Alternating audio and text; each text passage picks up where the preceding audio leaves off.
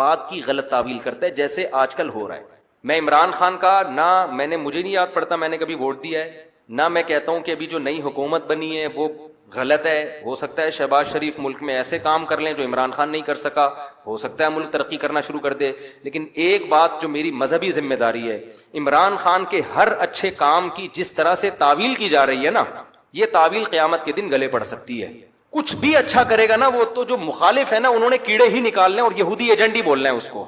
یہ چیز کل قیامت کے دن تمہارے گلے پڑ سکتی ہے. اتنی مخالفت کرو جتنی قیامت میں افورڈ کر سکتے ہو. میں نہیں کہہ رہا عمران خان کامیاب وزیر اعظم تھا، یہ میرا شعبہ نہیں ہے، نہ مجھے اس کے لیے بہت نالج چاہیے. اندر گھسنا پڑے گا، دیکھنا پڑے گا کیا ہو رہا ہے. مجھے نہیں پتا، ہو سکتا ہے جو اب حکومت آئی ہے وہ ملک کے لیے زیادہ اچھی ہو سکتا ہے بزنس ترقی کرے، عین ممکن ہے.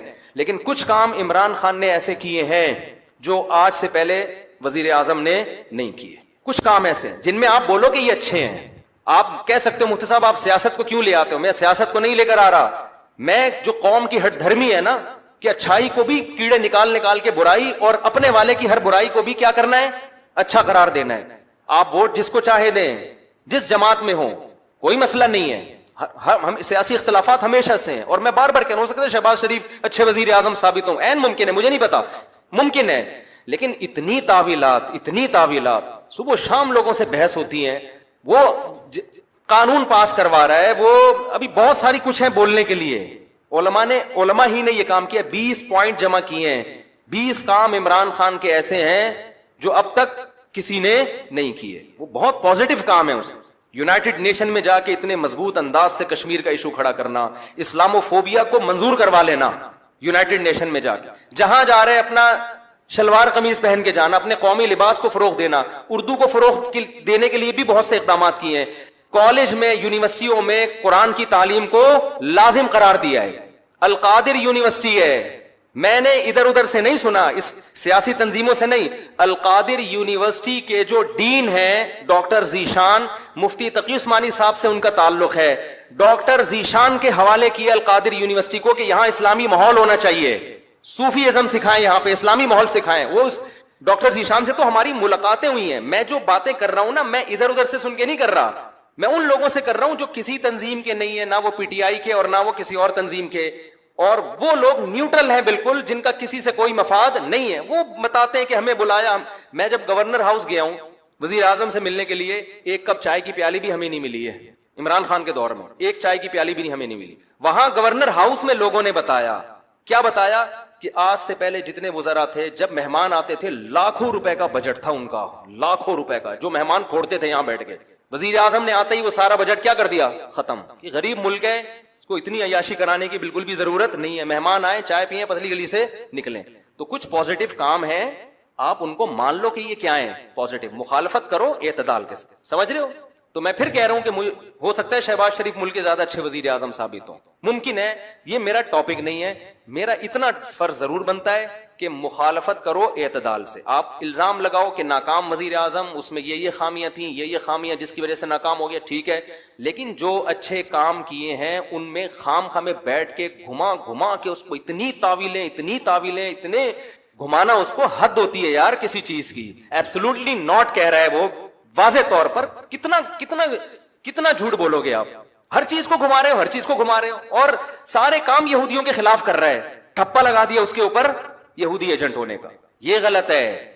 تو اور بھی بہت کچھ ہے. کبھی موقع ملا تو میں وہ 20 پوائنٹ ریکارڈ کرواؤں گا.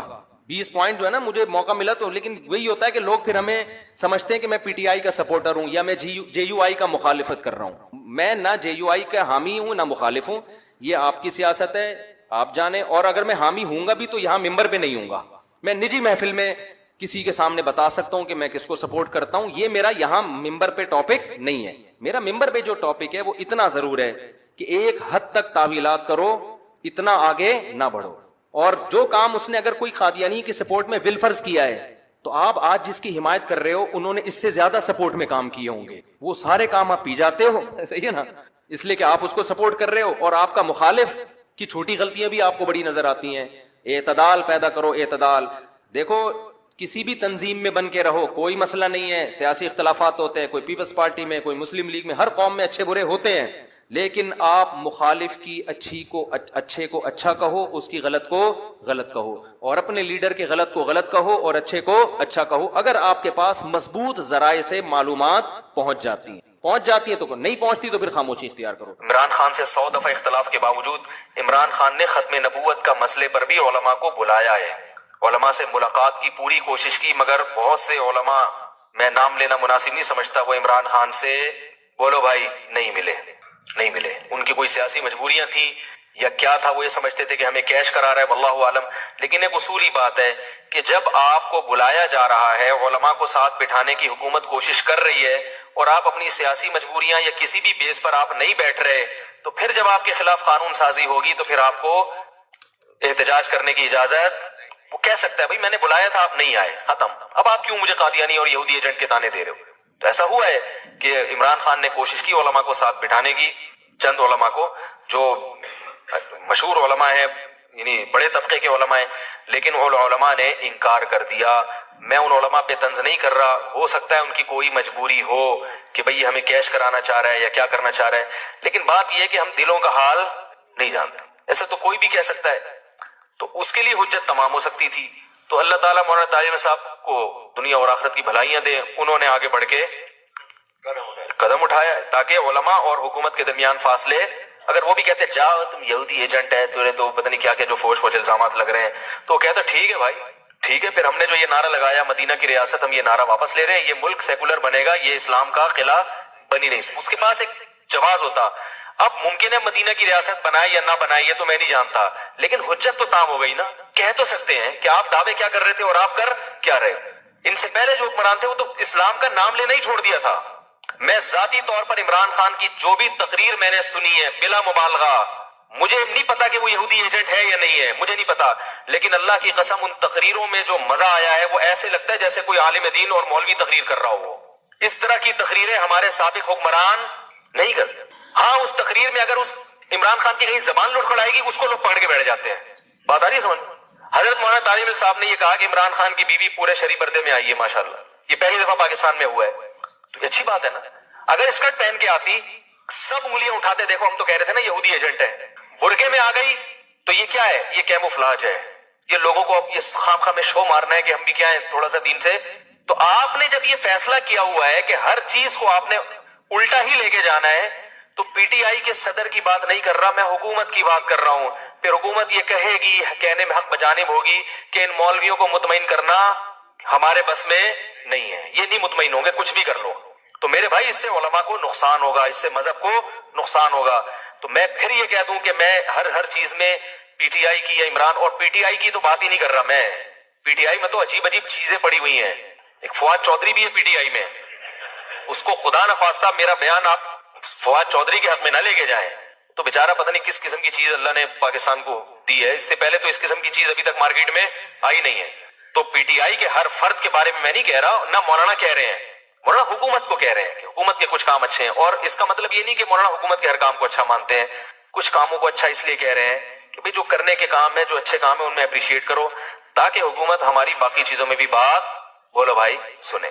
تو یہ مولانا کی رائے ہے اور میری بھی یہی رائے ہے۔ اگر آپ کو اس سے اختلاف ہے تو آپ بالکل اسی سٹائل میں کلپ بنا کے ہمارے خلاف ڈال دیں، منافق، یہودی ایجنٹ، جھوٹا، حکومت کا پٹھو، یہ تانے دینے سے اس سے جو ہے نا پڑھے لکھے لوگ متاثر نہیں ہوں گے، اس سے یہی ہوگا کہ جو چند جذباتی لوگ ہیں وہ آپ کے ساتھ کھڑے ہو جائیں گے، لیکن اس سے آپ کا جو امیج دنیا کے سامنے جائے گا وہ اچھا نہیں۔ میرا ایک کلپ چلا ہے نا، میں نے اس میں وہ دیا ہے کہ وہ معیشت کے بارے میں وہ ایک باپ بیٹے کی مثال دی ہے کہ ابا نے قرضہ لیا، پھر چاچا نے بھی قرضہ لے کے 2 ارب کا مقروض بنا دیا، اب تیسرا آئے گا تو ظاہر ہے وہ قرضہ بھی لے گا کہ روٹی تو کھلاؤ، لیکن وہ سارا نزلہ کس پہ اترے گا؟ تو لوگوں نے کہا یہ پی ٹی آئی کا آدمی ہے، کوئی کہہ رہا ہے یہ عمران خان کو کتنے پیسے ملتے ہیں، کتنے فیصد ملتے ہیں۔ مفتی صاحب مجھے نہ عمران خان سے میری کبھی بات ہوئی ہے، اور یہ بھی یاد رکھو میں کوئی پی ٹی آئی کا آدمی نہیں ہوں، نہ میں پی ٹی آئی کو پروموٹ کر رہا ہوں۔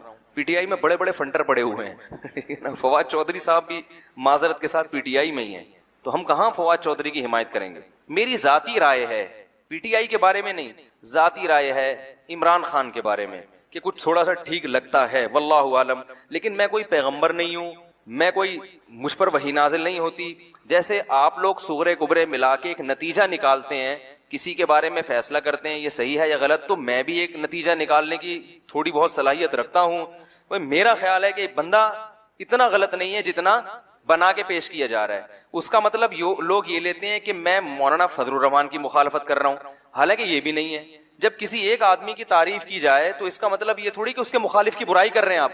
بھائی ان کی اپنی ایک رائے ہے, ان کی اپنی ایک سوچ ہے, اور ابھی وہ وزیر اعظم ہے بھی نہیں, ابھی تو اپوزیشن میں ہے. تو ہم تو ابھی بتا رہے ہیں کہ بھائی اتنا زیادہ بھی بدگمان ہونے کی ضرورت نہیں ہے. تو ہماری ایک رائے ہے کہ بھائی اتنا برا نہیں ہے جتنا لوگوں نے اس کو بنا دیا ہے.